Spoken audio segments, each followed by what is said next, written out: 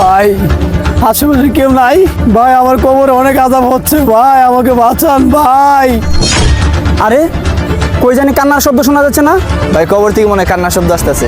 হ্যাঁ তাই তো মনে হইতাছে, তাড়াতাড়ি চলো। আপনি কবরের পাশে বসে কান্না করতেছেন কেন?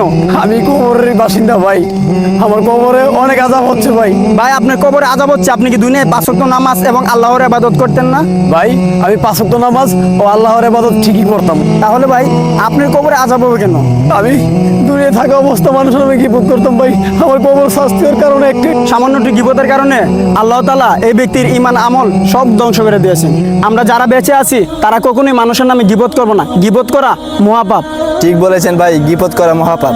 হে আল্লাহ, আপনি যদি আমাদের নামাজ কখনোই কবুল করে থাকেন, এই ভাইকে কবরে মাফ করে দেন, আমিন। আল্লাহ। বন্ধুরা ভিডিওটি আপনাদের কাছে কেমন লাগলো অবশ্যই কমেন্ট বক্সে বলে যাবেন।